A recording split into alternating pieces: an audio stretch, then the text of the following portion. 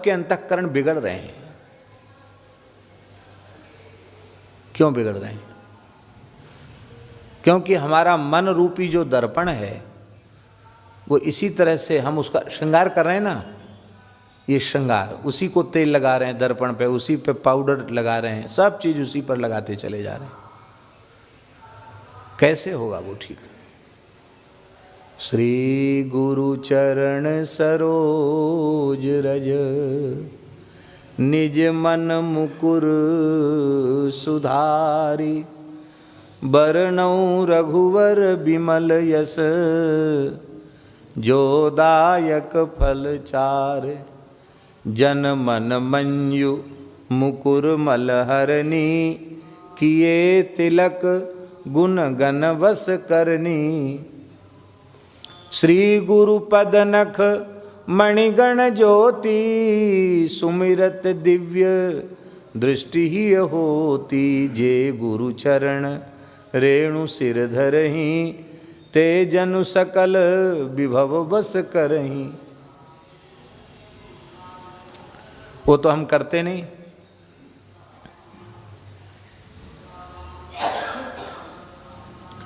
श्री गुरु नानक देव जी का एक प्रसंग आता है बाबा,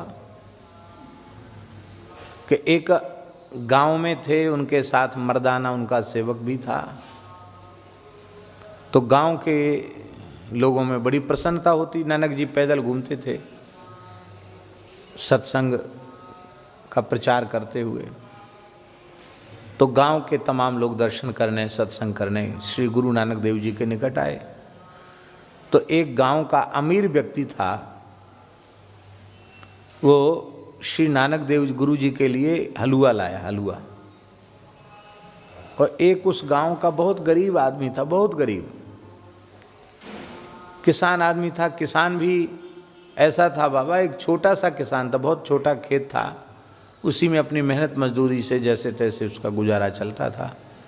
तो उस गरीब आदमी के मन में भी भाव आया कि मैं भी गुरुजी को कुछ खिलाऊं।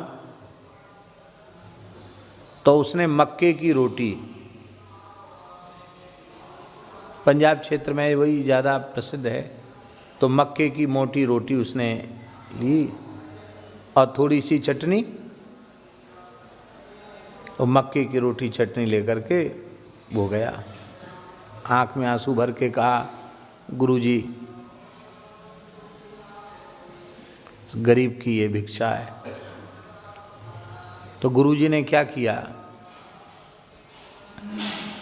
कि हलवा का तो स्पर्श किया और बड़े स्नेह से जो लाया था उसको कहा कि सब लोग बांट के खा लो, और उस रोटी को बड़े प्रेम से अपने हाथ में ले लिया। तो जो व्यक्ति लाया था हलवा, उसको मन में बड़ी पीड़ा हुई, तकलीफ हुई उसको। भाई सबके सामने हमारी बेइज्जती हो गई, हमारी चीज़ को तो खाली छुआ और कहा ले जाओ प्रसाद में, मतलब खा लेना अपने घर में ले जाके। हमने छू दिया, प्रसाद हो गया, और ये हलवा नहीं खा रहे हैं, ये मक्के की रोटी खा रहे हैं, ये खाने की इच्छा कर रहे हैं। अभी गुरुजी ने खाया नहीं था, पर उसको दुख हो गया और वो अपने भाव का संवरण नहीं कर पाया।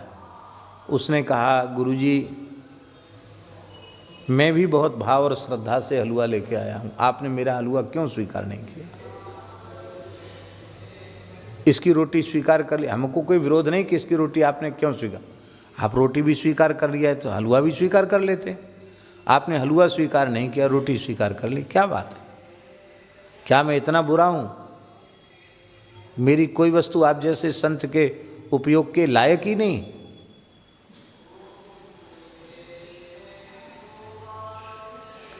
नानक जी ने कहा, दुखी मत हो, एक शीशा ले आओ, दर्पण ले आओ। दर्पण ले आया,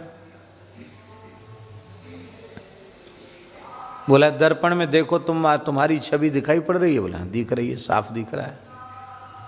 कहा इस पर थोड़ा सा हलवा चिपड़ दो, इस पर थोड़ा हलवा जो तुम लाए हो ना, इसी दर्पण पर थोड़ा मल दो हलवा। हलवा मलवा दिया। बोले अब दिख रहा है? बोले अब तो नहीं दिख रहा है, कुछ भी नहीं। बोले कुछ नहीं दिख रहा है। भाई चिकनाई लग जाएगी, हलवा लग जाएगा तो कहाँ से दिखेगा? कुछ नहीं दिख रहा है, ऐसी धुंध जैसा लग रहा है, कुछ नहीं दिख रहा है।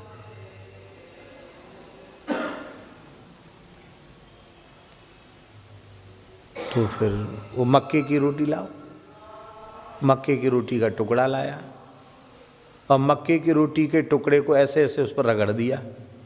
वो खुश्क होता मक्के का आटा, तो रोटी ने वो चिकनाई जो थी, स्निग्धता जो थी, उसको सोख लिया। अब वो दर्पण साफ हो गया। बोले अब दिख रहा है? बोले हाँ अब तो दिख रहा है।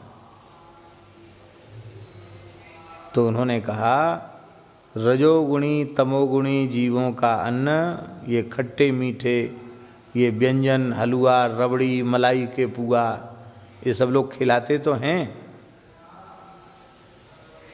लेकिन इन रजोगुणी तमोगुणी जीवों का अन्न चित्त रूपी दर्पण को मलिन बना देता है। फिर उस मलिन दर्पण में न आत्मा का अनुभव हुए न परमात्मा का अनुभव हुए, और ऐसे भोले भाले दीन गरीब हैं, अकिंचन, जिनके चित्त में कोई कामना ही नहीं है, ऐसे भक्तों का अन्न भले ही वह रूखा सूखा है, पर वो अमृत के समान है।